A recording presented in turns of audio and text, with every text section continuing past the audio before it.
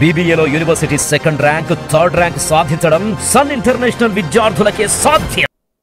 జగన్మోహన్ రెడ్డి గారు, మీరు ఈ రోడ్డు, ఈ వగేరా, ఆ infrastructure which is public property, సరే వెనకాల మీ రక్షణ కోసం ఒక 3.5 కోట్లు పెట్టి స్థలం కొన్నారట.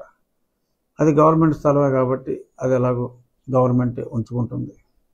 లేదు, ఇంకా మీకు ఆ అమౌంట్ అంతా ఇంకొంచెం జనరస్గా అయినా సరే ఎవరు కూడా సూటిపోటి మాటలు లేకుండా కొన్ని వేల కోట్లు మీరు అఫీషియల్గానే డిక్లేర్ చేశారు కాబట్టి ఒక చెక్కు వేసుకోండిరా, మీరు ఎన్ని లెక్కలు వేసుకుంటారో వేసుకోండి అని చెప్పి బీ లిబరల్, నథింగ్ రాంగ్.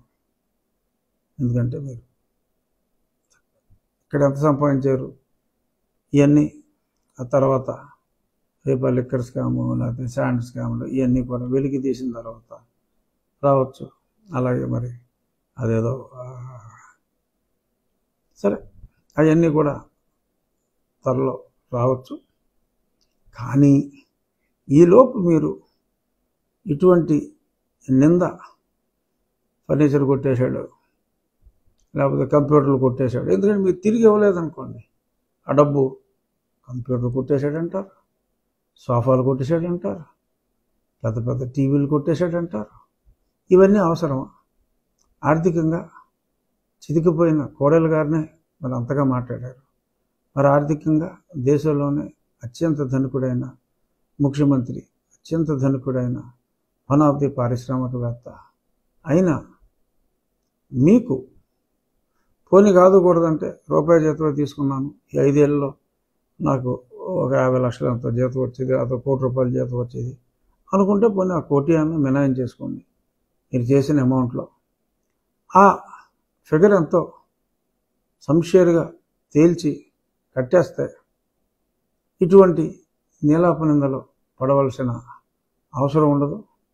తలెత్తుకుని మీరు తిరిగే అవకాశం ఉంటుంది. పోతా పోతా మనం ఏం డబ్బులు పట్టుకెళ్ళే వాళ్ళం కాదు. ఇవాళ ఉంటుంది రేపు పోతుంది పదవి, ఇవాళ ఉంటుంది రేపు పోతుంది డబ్బు. ఏది శాశ్వతం కాదు, మనమే శాశ్వతం కాదు. సో కాబట్టి కీర్తి మటుకు శాశ్వతం. ఆ శాశ్వతమైన కీర్తి కోసం మీకు ఇప్పుడు భగవంతుడు ఒక అవకాశం ఇచ్చాడు. అది జీసస్ ఇచ్చాడు అనుకోండి, మా దేవుడు ఇచ్చాడు అనుకోండి, ఎవరైనా అనుకోండి, మీకు ఒక అవకాశం ఇచ్చాడు.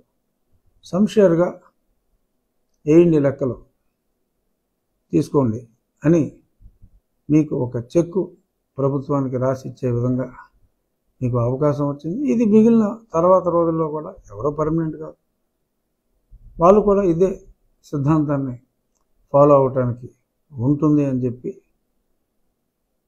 నా స్నేహితుని కుమారుడుగా, మాజీ ముఖ్యమంత్రి వర్యులుగా ఇది మీకు నా సలహా అనుకోండి, సూచన అనుకోండి, మరేదైనా అనుకోండి. ఏమనుకున్నా మటుకు ఆ డబ్బులు మటుకు కట్టేయండి.